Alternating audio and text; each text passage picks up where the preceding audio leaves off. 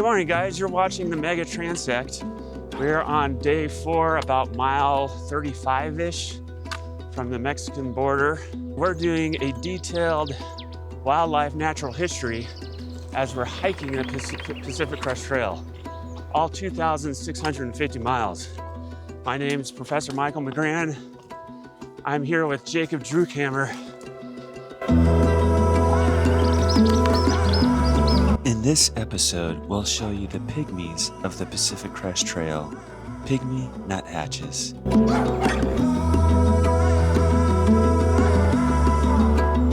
And it's amazing in this first few days of filming how much biological diversity we're encountering.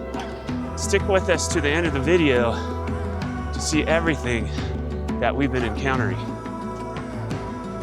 We're getting oak titmouse in here in this dense mixed chaparral.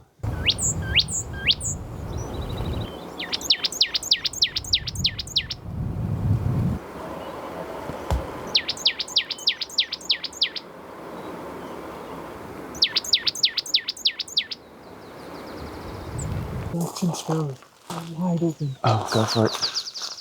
You see him? Yeah, I do. I see him. Go He's up for in it. the sun.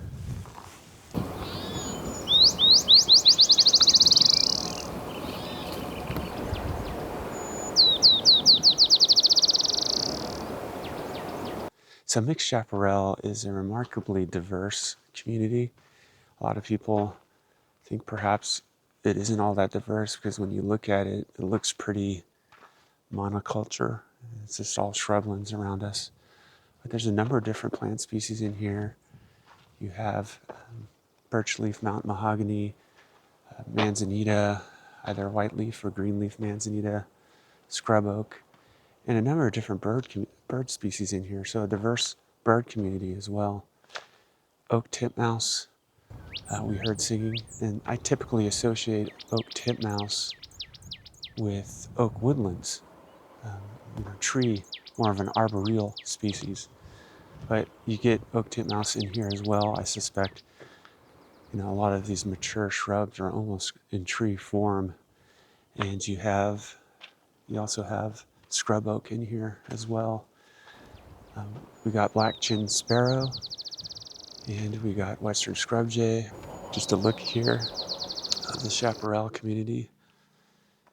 Dreaded sometimes among thru-hikers as it's just feels like desert. It's exposed and sometimes hot, but remarkably diverse in terms of plants and bird life.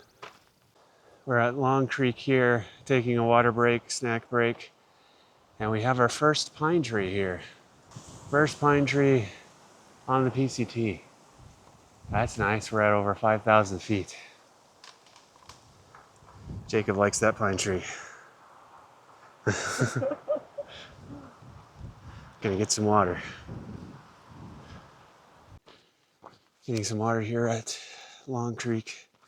Heavenly water after walking through the Chaparral for the past 2 days. Smells like mud. It's water. Sometimes it's technique. You want to How the heck?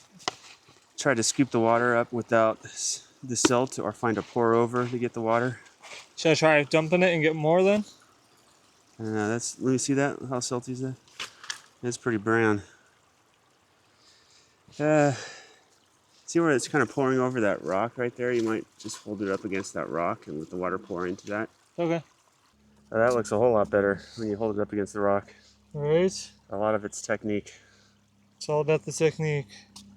We're here in riparian woodland. We have some black oak right along Long Creek as we're climbing up to Mt Laguna. Hearing a number of different woodland bird species. Orange-crowned warbler, which I suspect has a nest somewhere in this black oak. Haven't been able to find it. And also Nuttall's woodpecker was drumming and calling in here, both a male and a female.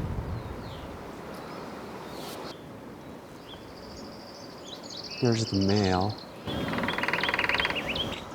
And we suspect there's a cavity nest in a dead oak snag It's behind this oak here that they may have a nest in, but again, difficult to find it with all the foliage.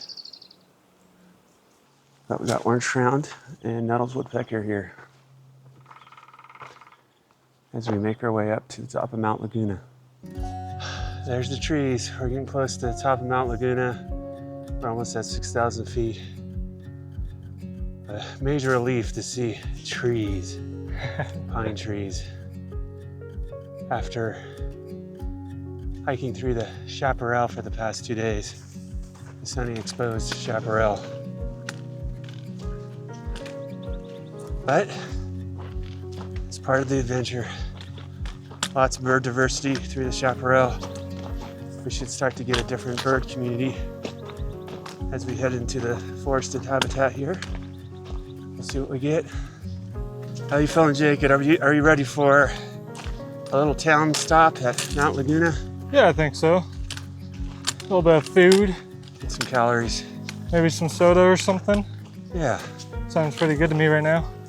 I think that's a good plan. What is it? Does it feel prickly or? No, it's pretty soft. Well, Gentle Jeffrey Prickly Ponderosa. So this is Jeffrey pine. This is Jeffrey pine, huh? All right. They also have a distinctive smell. Do they? You go smell the tree. Go up real close and smell that tree. What's it smell like? Mmm. Smells like kind of like vanilla a little bit. That's right, vanilla. Huh. Or butterscotch is another. Butterscotch. Yeah. Why didn't they name it the vanilla pine? The butterscotch pine. Why is it Jeffrey pine? It's Did named Jeffrey after find the tree? It's named after the naturalist. His Ah. last name was Jeffrey. That described it. Huh. Probably back in the 1800s. Back in the good old days. Beautiful, heavenly conifer forest. Wonderful shaded habitat. A relief. Enjoy it while it lasts, Jacob. Yep. Enjoy it while we last, while it lasts. while it lasts. How about both? It's brief. Yep. Then we could go back down into the desert. All right. So we're seeing some interesting social behavior with Pygmy Nuthatch. Wow. Whoa. Pygmy nuthatches often form small groups, and they sometimes feed each other. They raise the young as a family, with siblings helping to raise the young. This group here may include juveniles, so each family group will include multiple generations within that group.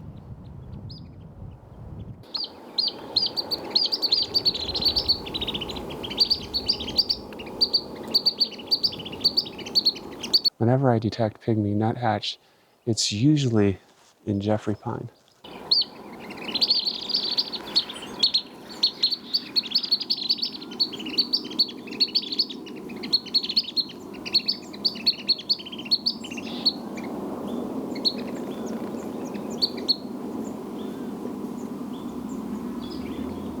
So we have mountain chickadee here. We have these forested islands on the desert mountains of the PCT as we go through Southern California. You get different dialects that form for mountain chickadee. Mountain chickadee has a fairly simple song. I call it the cheeseburger song.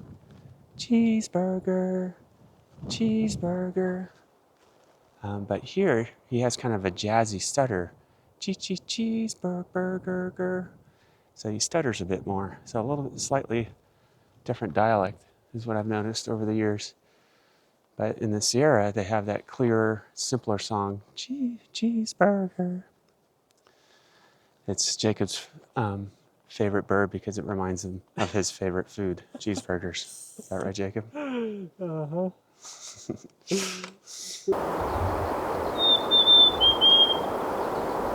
In this case, the mountain chickadee song was prophetic for Jacob because in about an hour's worth of hiking, Jacob got his cheeseburger.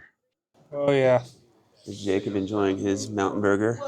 About to. I've been eating the fries. Yeah, the fries are good. Tasty fries. Supposed to have onion rings coming too. The first 30 miles or so is great because you have lots of town stops, boost morale. Won't have this luxury all the time, so enjoy it while we have it, right? Might as well. All right, so that was day 4. We're gonna try 15 miles tomorrow. We'll see how that goes. I think we'll be fine. I think it's mostly downhill tomorrow. Actually, mostly downhill for the next couple of days for us. So probably pretty fast going. The tension we always have is the distance, doing the distance and filming wildlife. Those are kind of pulling at each other. It takes time to film the wildlife, but we got to cover the distance. Our goal is to get up to at least 15 miles a day, perhaps 15 to 18 miles a day. All right, check in with you in the morning. Morning, Jacob. Morning. Well, we're gonna start our hike down the mountain into the desert. Take a couple days to do it. Could be 90% downhill. Ready for our 15 miler today. Oh, almost falling. Recorded me, Lord. I got that on video. So we're on our way down from Mt Laguna, and we're in this ecotone. Black oaks, we have conifers, coulter pine, and Jeffrey pine, intermixing with many chaparral shrub species. And we also have the respective bird communities integrating here as well. We have a lot of chaparral species. I just ate something. We've seen several species in here and heard several species. A lot of forest species, a lot of tree-loving species. So a lot of diversity here where they integrate or where they overlap. It's called an ecotone. We tend to have a lot of diversity where both communities overlap, both bird communities and plant communities overlap. As we're coming down out of the forest and back down into the chaparral.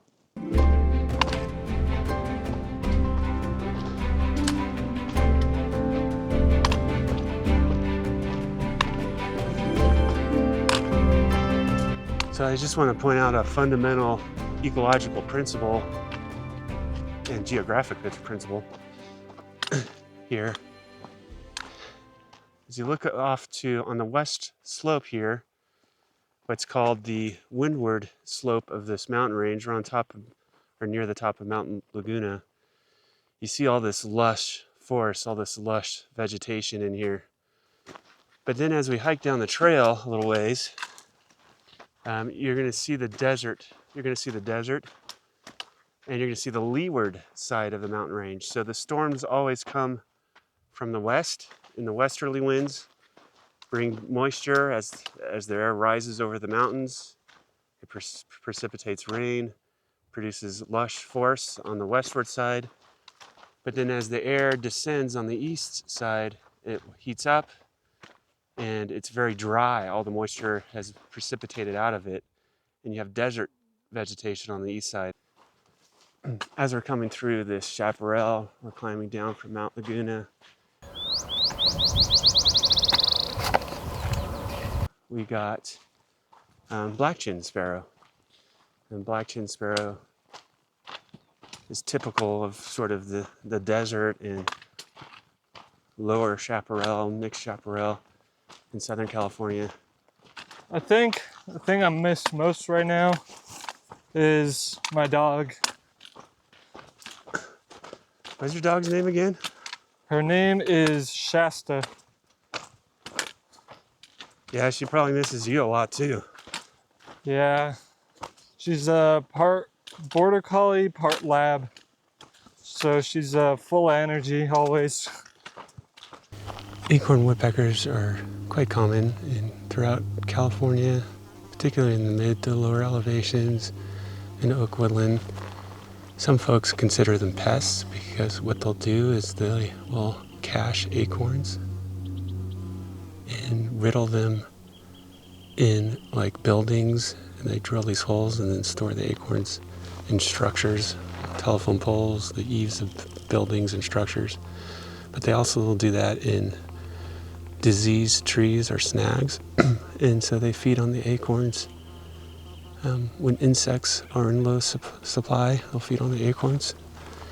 And they have this clown face pattern, which I think is very appropriate. He's back on the other perch now. Yes. Yep. He's kind of hidden behind it, but he's there. They have this clown face, the perch on the right. Yep, I see. They have this clown face pattern, which I think is very appropriate because their vocalization kind of sounds like giggling or laughing. Because so it helps you remember that that's acorn woodpecker because of their clown-like face pattern.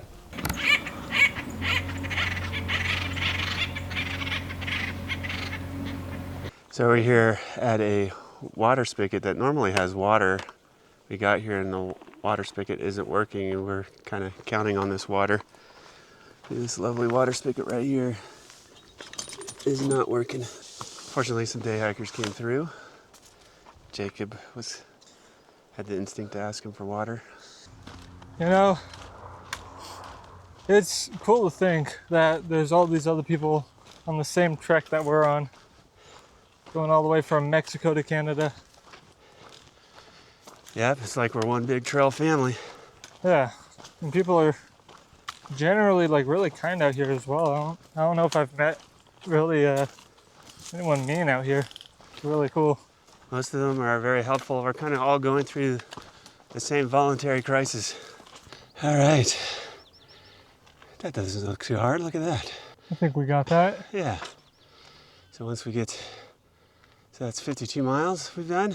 Yeah. Just 2,600 more to go. And here's our water cache right here.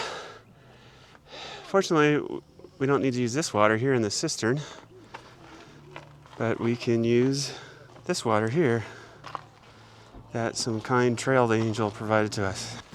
So we're walking along an old abandoned section of the Sunrise Highway here. You can see the old retaining wall right here, massive rock slide right here. I think they rerouted the highway. I wouldn't be surprised after this rock slide, just because it's such a narrow, steep section, steep grade. But look at this view down into the desert below.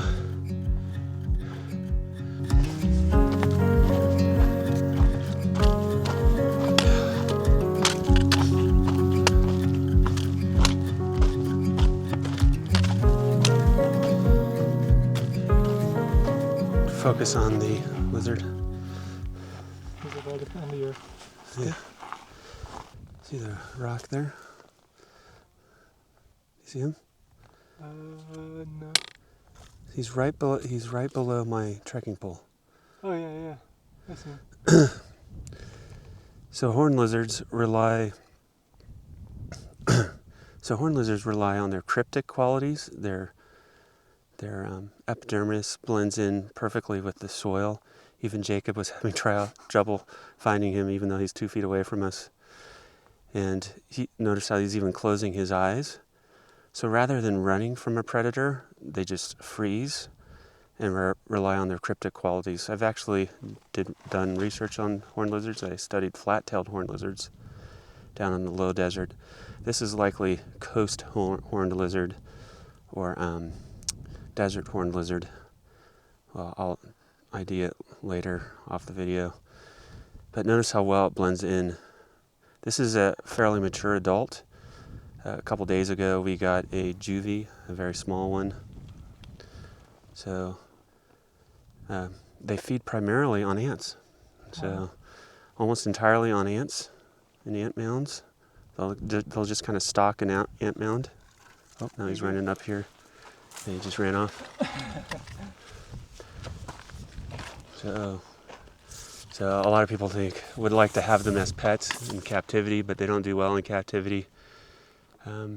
because they have such a narrow niche in feeding primarily on ants, for example.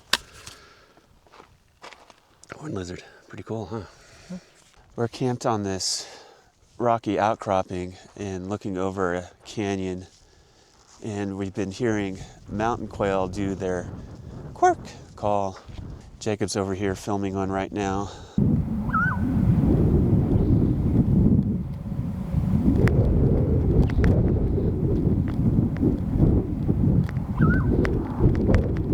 We were sitting here on this rock and spotted a pair.